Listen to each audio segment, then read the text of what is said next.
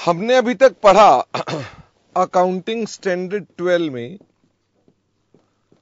Accounting for government grant. फटाफट से बताना ये स्टैंडर्ड क्या सब पर अप्लाई होता है?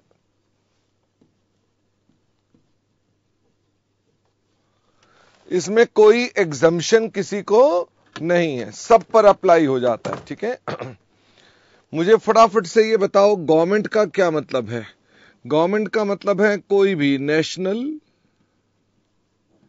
एंड इंटरनेशनल गवर्नमेंट और गवर्नमेंट बॉडीज, कोई भी नेशनल या इंटरनेशनल गवर्नमेंट या गवर्नमेंट बॉडीज, ठीक है, वो सारी इसमें आ गई। सेंट्रल गवर्नमेंट भी आ गई, स्टेट गवर्नमेंट भी आ गई, लोकल गवर्नमेंट यानी पंचायत गवर्नमेंट वो भी इसमें आ गई। ग्रांट का क्या मतलब है? ग्रांट का मतलब है असिस्टेंस। क्या ये कैश में हो सकती है कि काइंड में भी हो सकती है? फटाफट से बताओ क्या ये कैश में होनी चाहिए या काइंड में भी हो सकती है? दोनों में हो सकती है। Whose value can be pleased, जिसकी वैल्यू है, यानी उसकी वैल्यू अगर हम कैलकुलेट करना चाहें तो वो उस इन कैश या इन काइंड वाले की वैल्यू हमको पता होती है। क्या इसमें जनरली कंडीशंस होती हैं फॉर कंप्लायंस? भाई वो कुछ कंडीशंस लगा देते हैं कि आपको ऐसे ऐसे करना पड़ेगा, तो यानी कि आमतौर पे ये कंडीशनल ग्रांट्स होती हैं। फिर हमने आपसे बताया कि गवर्नमेंट ग्रांट को रिकॉग्नाइज करने के लिए हमें क्या करना चाहिए। रिकॉग्निशन करने के लिए कुछ कंडीशंस हैं, यानी ग्रांट को अगर रिकॉग्नाइज करना है तो कंडीशन क्या है? Grant should be received. बोलो हां भाई, ग्रांट तभी रिकॉर्ड होगी अगर ये रिसीव हो गई है। ग्रांट तभी रिकॉर्ड होगी अगर वो रिसीव हो गई है। क्या आप इससे सहमत हैं? ओ गलत हो गया, सॉरी।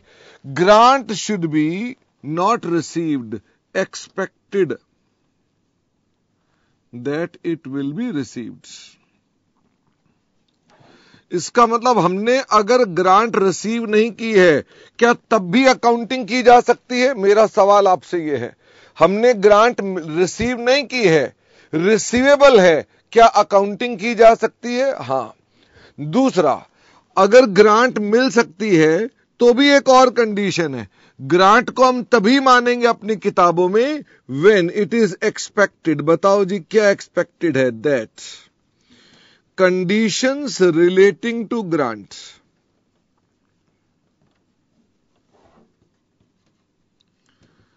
will be satisfied। यानी जब हमको लगता है कि उस ग्रांट के साथ जो कंडीशंस हैं हम वो क्या कर लेंगे? सेटिस्फाई कर लेंगे। क्या इसके लिए हमारे पास रीजनेबल एश्योरेंस होनी चाहिए? क्या हमारे पास इसके लिए रीजनेबल एश्योरेंस होनी चाहिए? इन दोनों बातों के लिए हां, लगता है कि हो जाएगा, हमें ऐसा लगता है। ग्रांट कितने प्रकार की हो सकती है? तो ग्रांट तो साहब कई प्रकार की हो सकती है। जैसे मैंने आपसे कहा, सबसे पहले मैंने आपको बताई थी नॉन मॉनेटरी ग्रांट, जो किस में मिलती है? फटाफट से बताओ, जो किस में मिलती है? इन काइंड मिलती है। इसके अंदर आपको क्या मिल जाता है? इसमें आपको मिल जाता है एक एसेट्स। अच्छा, ये एसेट क्या फिक्स्ड एसेट ही हो सकता है कि कोई भी एसेट हो सकता है? कोई भी एसेट हो सकता है। हालांकि हम लोग फिक्स्ड एसेट के कंटेक्स्ट में ही डिस्कशन करते हैं। मुझे ये बताओ, वैसे अगर मैं आपसे पूछूं जिसकी नो कॉस्ट है, क्या वो रिकॉर्ड होना चाहिए? भाई जिसकी कोई कॉस्ट नहीं है, क्या उसकी रिकॉर्डिंग होनी चाहिए? तो कायदे से तो नहीं होनी चाहिए, क्योंकि जिसकी कॉस्ट ही नहीं है वो नहीं होनी चाहिए। पर AS 12 कहता है इसे रिकॉर्ड कर दो। कितने पे रिकॉर्ड कर दो? फटाफट से बताओ, कितने पे रिकॉर्ड कर दो? Nominal value. क्या आप समझ पा रहे हैं? इसका मतलब वैसे बताओ, एज पर कायदे कानून क्या ये रिकॉर्ड होनी भी चाहिए? रिकॉर्ड होनी ही नहीं चाहिए, जीरो पर होनी चाहिए। तो कल जो बच्चे झगड़ा कर रहे थे कि सर 1 रुपया कम है, थोड़ा ज्यादा, तो मैं कहता हूं भाई साहब 1 रुपया भी ज्यादा है, होनी ही नहीं चाहिए। फिर भी हम रिकॉर्ड करते हैं नॉमिनल वैल्यू। नॉमिनल वैल्यू मतलब स्मॉल वैल्यू। स्मॉल वैल्यू को आपने कहीं पर भी एएस ने डिफाइन नहीं किया है, हम उसे 1 रुपया लेते हैं, बट ये कुछ और भी लिया जा सकता है। हम अगर ये रिकॉर्ड नहीं होनी चाहिए फिर भी रिकॉर्ड क्यों कर रहे हैं? अगर ये होनी नहीं चाहिए तो फिर हम क्यों कर रहे हैं? Why? Because we want to show disclose. हम उसका डिस्क्लोजर करना चाहते हैं इन बैलेंस शीट्स, और यही एकमात्र तरीका है उस एसेट को बैलेंस शीट में लाने के लिए। मुझे ये बताओ, ऐसे एसेट्स को क्या हम लेटर ऑन डेप्रिशिएट करेंगे? तो मैंने कहा डू नॉट डेप्रिशिएट, इधर लिख दूं, डू नॉट डेप्रिशिएट। हम उन एसेट्स को डेप्रिशिएट नहीं करेंगे। उसका क्रेडिट कहां देंगे? अगर एसेट को डेबिट करेंगे तो कहीं ना कहीं क्रेडिट भी तो देना पड़ेगा। उसका क्रेडिट कहां देंगे? उसका credit will be given to capital reserve. Capital reserve एक ऐसा रिजर्व है जो आपका प्रॉफिट एंड लॉस है। बताओ, क्या कैपिटल रिजर्व आपका प्रॉफिट एंड लॉस है? नहीं, ये एक यूनिक किस्म का रिजर्व होता है जो नॉन यूजेबल होता है, यानी कि इस रिजर्व के इस्तेमाल बड़े लिमिटेड होते हैं, कहीं कहीं पर होते हैं, कहीं कहीं पर नहीं होते। तो यानी ये वो रिजर्व्स हैं जो किस जैसे होते हैं? फटाफट से बताओ, रिजर्व जो किस जैसे होते हैं? जो कैपिटल जैसे होते हैं, इनका इस्तेमाल लिमिटेड होता है। अगर मान लीजिए कभी ये ग्रांट रिफंड करनी पड़ जाए, मतलब सरकार आपसे कहे हमारा एसेट लौटा दो, मेरा वो सामान लौटा दो, ऐसा गाना भी है ना हिंदी में, मेरा वो सामान लौटा दो। तो अगर मान लो ये सामान सरकार मांग ले वापस, तो एंट्री क्या बनेगी? एंट्री बनेगी capital reserve account debit to assets. क्या ये भी 1 रुपए से आएगा? ऑफ कोर्स, अगर ऊपर 1 रुपया लिखा है तो ये भी 1 से आएगा, अगर ऊपर 100 लिखा है तो ये भी 100 से आएगा। ओके, ये आपके पास एक एस्पेक्ट है, इस पर इंस्टीट्यूट ज्यादा सवाल नहीं पूछता है। फिर हमने कहा दूसरी ग्रांट होती है प्रमोटर्स कंट्रीब्यूशन ग्रांट। अगर ये लिखा मिल जाए तो बड़ी अच्छी बात है। क्या इसको वो कई बार नोटिफाइड एरिया ग्रांट भी बोल देते हैं? वो कहते हैं ये नोटिफाइड एरिया ग्रांट है। हां, ध्रुव ने कहा क्या बैकवर्ड भी बोल सकते हैं? लो, बैकवर्ड एरिया ग्रांट बोल देते हैं। ठीक है ध्रुव, ये भी इसको कह सकते हैं। क्या इसका एक और भी तरीका है? ये क्या हुआ?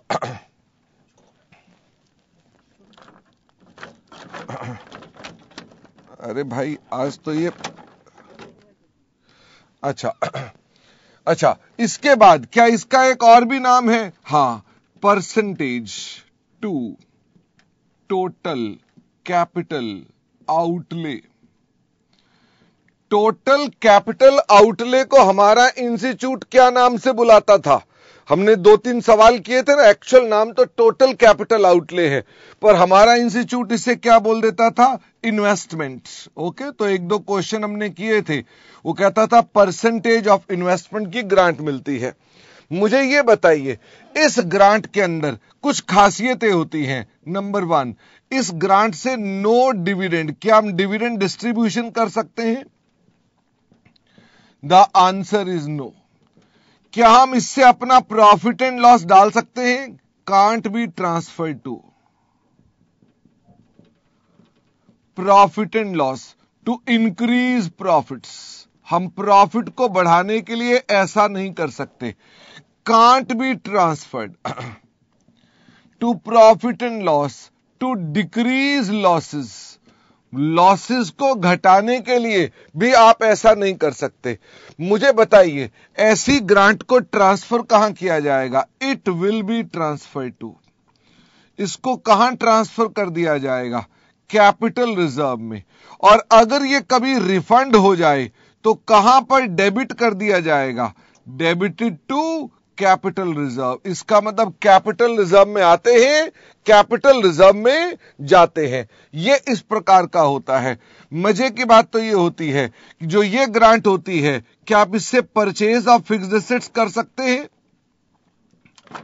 हां, आप इससे फिक्स्ड एसेट परचेज कर सकते हैं। अच्छा, आप इससे क्या वर्किंग कैपिटल में इन्वेस्ट कर सकते हैं? Increase of working capital. हां, आप इससे वर्किंग कैपिटल भी बढ़ा सकते हैं। क्या आप इससे खर्चे पे कर सकते हैं? फटाफट से बताओ। मैंने कहा हां, पेमेंट ऑफ एक्सपेंसेस, ये भी आप इसमें से कर सकते हैं। तो हमने कहा कि अगर मान लीजिए कभी आपसे सवाल पूछ ले तो हमको ये आना चाहिए। फिर हमने आपसे तीसरे प्रकार की ग्रांट बताई। हमने कहा अगली ग्रांट का नाम है रेवेन्यू ग्रांट। इसका एक और भी नाम होता है, बताओ वो क्या नाम है? Income grant. इसका एक और भी नाम होता है, वो क्या होता है? Expense grant. फिर भी ज्यादा प्रचलित नाम कौन सा है? रेवेन्यू ग्रांट और एक्सपेंस ग्रांट ज्यादा प्रचलित नाम है। ओके, जो ये रेवेन्यू ग्रांट या एक्सपेंस ग्रांट होती है, ये किसके लिए होती है? ये होती है फॉर, ऑब्जेक्टिव क्या है? Payment of expenses. अच्छा, कौन से एक्सपेंस हो सकते हैं? मुझे बताओ। जैसे सैलरी की पेमेंट के लिए हो सकता है, कोई एनुअल फंक्शन के लिए हो सकता है, ठीक है, कोई बच्चों की डेवलपमेंट के लिए खर्चा हो सकता है, कोई मेडिकल फैसिलिटीज के लिए हो सकता है। क्या इसकी कोई सीमा हो सकती है कि यहां तो बहुत कुछ हो सकता है? Answer is yes. हाँ, पेमेंट ऑफ एक्सपेंस भी कर सकते हैं, इस ग्रांट से खर्चे पे कर सकते हैं, लेकिन ध्यान रखना ग्रांट कहां जाएगी? कैपिटल रिजर्व में जाएगी। ओके, अच्छा, लेकिन जो रेवेन्यू ग्रांट होती है, ये कहीं पर भी खर्च हो सकती है जिसके लिए आती है। हमने कहा इसके लिए हमें क्या करना चाहिए? हम पहले अपने पास जब इसको रिसीव करते हैं तो एंट्री क्या बनाते हैं? हम जब ग्रांट को रिसीव करते हैं तो हम डेफर्ड ग्रांट या डेफर्ड लायबिलिटी नाम से क्या बना देते हैं? डेफर्ड इनकम नाम से क्या बना देते हैं? लायबिलिटी बना देते हैं। तो डेफर्ड ग्रांट अगर मान लो कभी बैलेंस शीट में लिखनी पड़ जाए तो ये करंट लायबिलिटी बन जाएगी। और करंट लायबिलिटी में भी कौन सी लायबिलिटी? अदर करंट लायबिलिटी बन जाएगी, अगर कभी बैलेंस शीट में लिखनी पड़ जाए। जब हम खर्चा कर देते हैं, तो जब हमने खर्चा कर दिया तो एंट्री हो गई expense account debit to bank. जो भी आपका एक्चुअल एक्सपेंस था, कम था कि ज्यादा था, उससे कोई दिक्कत नहीं है। लेकिन जब आपने खर्चा कर दिया तो डेफर्ड ग्रांट की लायबिलिटी कहां चली जाएगी? डेफर्ड ग्रांट की जो लायबिलिटी थी वो हट जाएगी। और ये कहां चली जाएगी? आपके पास दो मेथड्स हैं, या तो ये एक्सपेंस में क्रेडिट हो जाएगी, या फिर ये अदर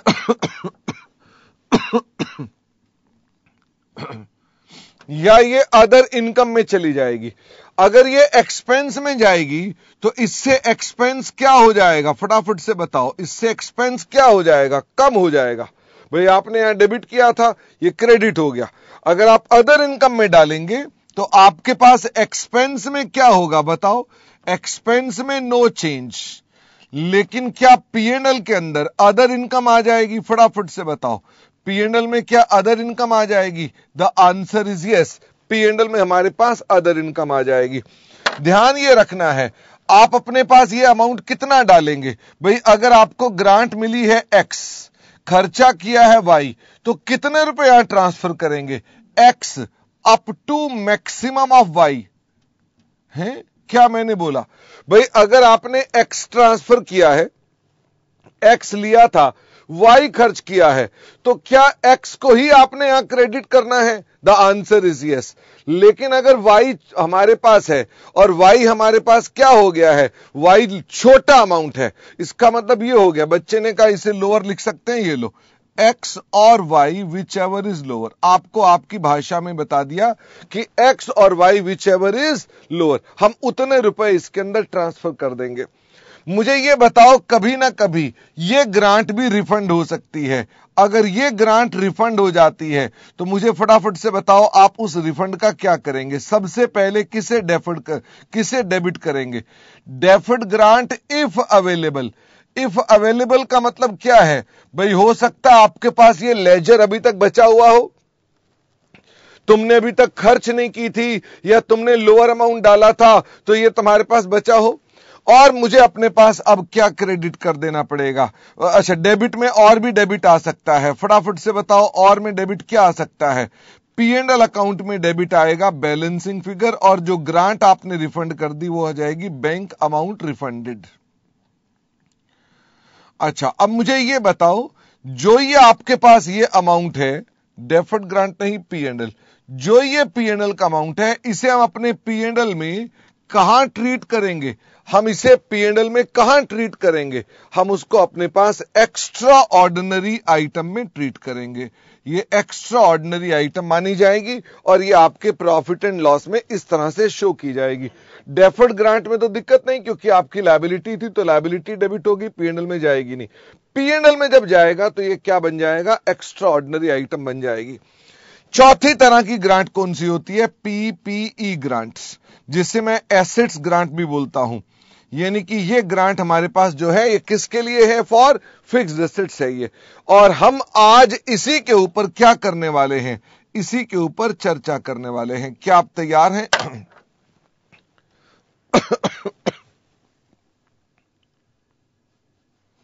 इसका माउस नहीं चल रहा।